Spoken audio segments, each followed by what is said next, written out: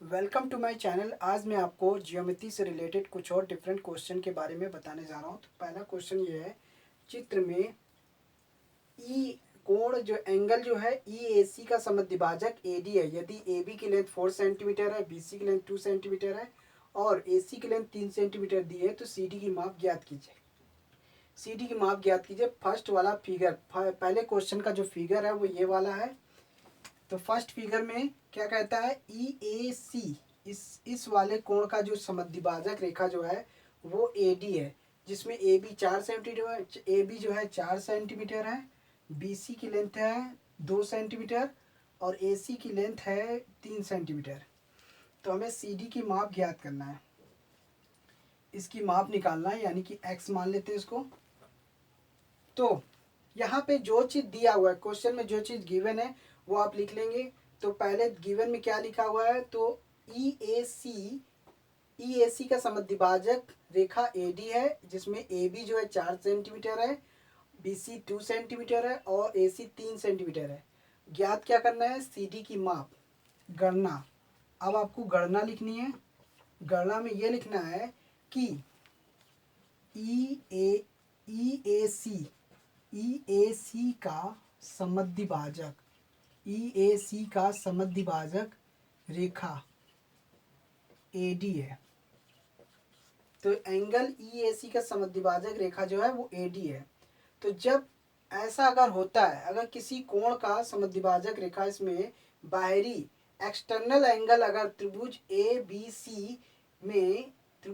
सी में, ए का external angle अगर समद्विभाजक है, तो ई ए सी का समद्विभाजक रेखा ए डी है।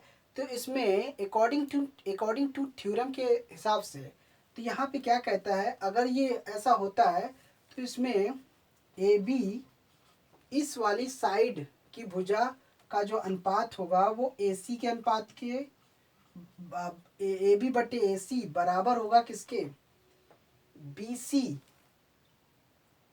बी डी,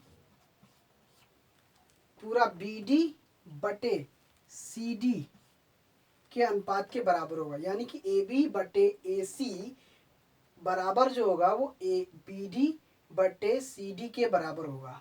तो ये आपका ई ए सी समद्विभाजक रेखा ए डी है, इसके हिसाब से ये हुआ है। तो ये जब होता है, अब यहाँ पे वैल्यू पुट कर देते। ए बी की लेंथ है 4 और ए सी की लेंथ दिया हुआ 3। बी डी को हम इस तरीके से लिख सकते हैं, B C plus C D ऐसे रहेगा। तो 4/3, बी सी की लेंथ कितनी है, बी सी की लेंथ है 2 और सी डी को x मान लिया, यहाँ पे सी डी एक्स।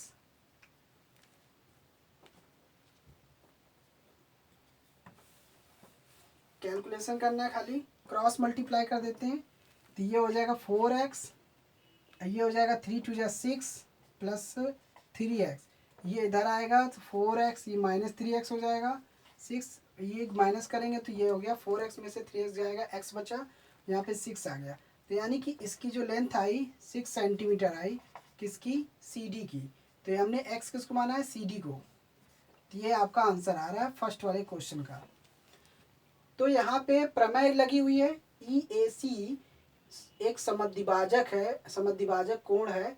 ई ए सी एक एंगल का समद्विभाजक रेखा जो है ए डी है। इस कंडीशन पे आपको अनुपात क्या लगाना है, ए बी बटे ए सी बराबर जो होगा बी डी बटे सी डी के इक्वल ले लेना है, आपका आंसर आ जाएगा।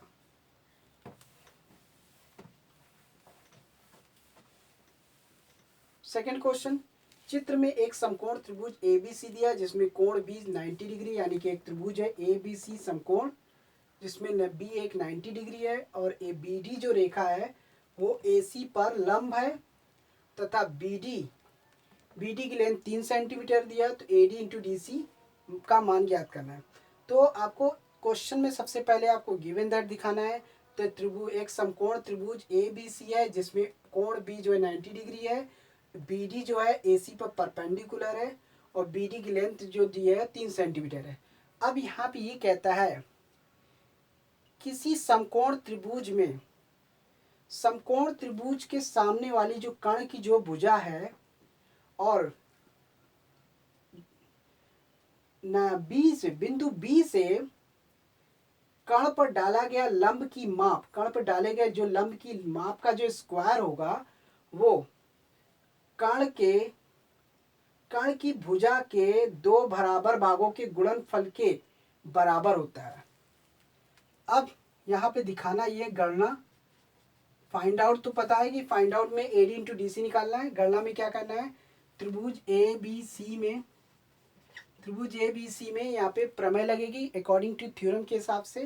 तो ये कहता है बी डी का जो स्क्वायर होगा वो, यानी कि मतलब कि बी से बी डी रेखा जो है वो ए सी पर लंब है, तो यानी कि बी डी का जो स्क्वायर होगा वो A D into D C लेंगे, A D into D C. तो ये प्रमेय के हिसाब से मैंने लगाया।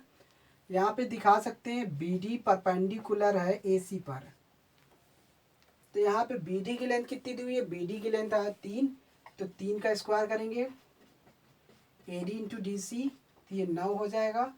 तो A D into D C की वैल्यू क्या आई, A D into D C की वैल्यू जो है 9 आई। तो बस यही आंसर आएगा सेकंड वाले का।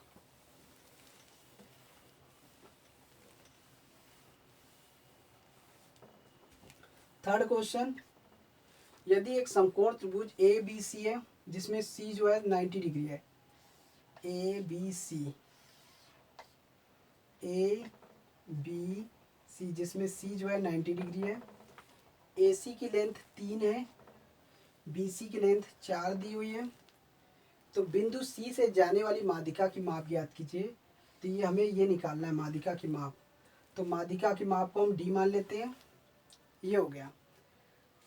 अब यहाँ पे सबसे पहले इस फिगर को सॉल्व करने के लिए आपको क्या करना है कि दिया में दिखाना पड़ेगा एक समकोण त्रिभुज ए बी सी में एंगल सी जो है 90 डिग्री है, जिसमें ए सी 3 सेंटीमीटर है, बी सी 4 सेंटीमीटर है। बिंदु सी से जाने वाली माध्यिका फाइंड आउट में ये दिखाना है कि सी डी की माप गणना करनी है।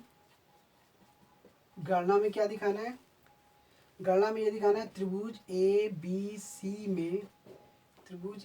सी में सी डी जो है परपेंडिकुलर है वो ए बी पर, सी डी जो है परपेंडिकुलर ए बी पर है। तो जब परपेंडिकुलर ए बी है तो इसका मतलब ये है कि ये जो माध्यिका जो है वो सामने वाली भुजा को दो बराबर हिस्सों में बांटती है।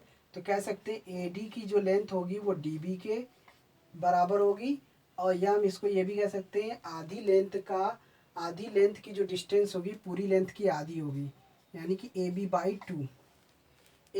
टू ये हुआ। अब यहाँ पे पाइथागोरस थ्योरम है, यहाँ पे सबसे पहले यहाँ पे रूल्स लगाएंगे त्रिभुज ए बी सी के हिसाब से, जिसमें माध्यिका की माप अगर निकालनी होती तब हम यहाँ पे कौन सा रूल्स लगाते हैं। तो यहाँ पे समकोण त्रिभुज के दोनों भुजाओं का स्क्वायर, समकोण त्रिभुज के दोनों भुजाओं का स्क्वायर लेते हैं, ए सी का स्क्वायर प्लस बी सी का स्क्वायर डबल होता है सी डी का स्क्वायर प्लस डी बी के स्क्वायर के बराबर, मतलब A C square plus B C square into बराबर 2 into C D square plus D B के स्क्वायर के योग के बराबर होता है। ये A C square plus B C square का जो योग होगा वो इन दोनों के योग का जस्ट डबल के बराबर होता है। अब यहाँ पे क्या करना है, हमें ए सी की लेंथ दी हुई है, बी सी की लेंथ दी हुई है, सी डी की लेंथ हमें निकालनी है और डी बी की लेंथ पता नहीं। तो हम इससे पहले क्या करेंगे, हमें इन दोनों साइड की मदद से हमें ए बी की लेंथ निकालनी है। तो यहाँ पे पाइथागोरस थ्योरम लगाएंगे। तो पाइथागोरस थ्योरम के हिसाब से त्रिभुज ए बी सी में पाइथागोरस थ्योरम क्या कहता है, ए बी का जो स्क्वायर होगा वो A C square plus B C square के योग के बराबर होता है।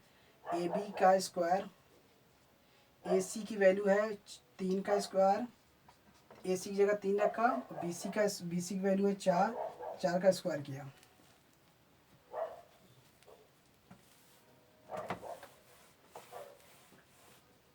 अब यहाँ पे ए बी का स्क्वायर 3 का स्क्वायर 9 होता है, 4 का स्क्वायर 16 और ए बी का स्क्वायर 25, 16 और 9 25 होता है। ए बी की वैल्यू 25 का स्क्वायर रूट निकालते हैं तो ये 5 हो जाएगा।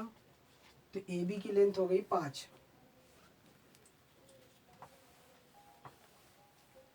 तो ए बी की लेंथ कितनी हो गई 5।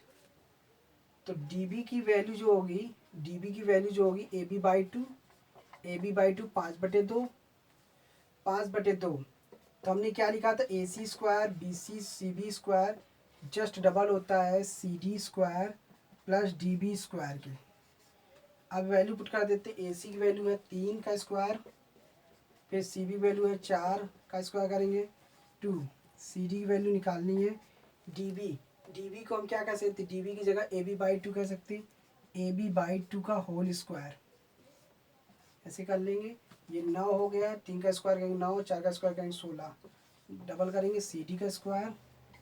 अब ये ए बी बाई टू है तो 5/2 का होल स्क्वायर। इस तरीके से सॉल्व करेंगे। 16 और 9 25, 2 सी डी का स्क्वायर प्लस 5/2 का स्क्वायर करेंगे 25/4, 25 मल्टीप्लाई इधर आ जाएगा बटे में सी डी का स्क्वायर प्लस 25/4। अब 25/2 25/4 इधर आ जाएगा माइनस में सी डी का स्क्वायर। सॉल्व करने पे अब इनको एलसीएम लेते हैं 4, तो ये 50 हो जाएगा, ये -25 सी डी का स्क्वायर, तो 50 में से 25 घटाएंगे तो 25/4 सी डी का स्क्वायर। स्क्वायर रूट लेते हैं 25/4 का, तो सी डी तो 5/2 आएगा सी डी, और इसको सिंपल करेंगे तो 2.5 आएगा, काटने पे 2.5 आएगा, यानी कि सी डी की जो लेंथ हुई वो 2.5 हुई, इसकी जो लेंथ आई 2.5 हुई। तो जब आपको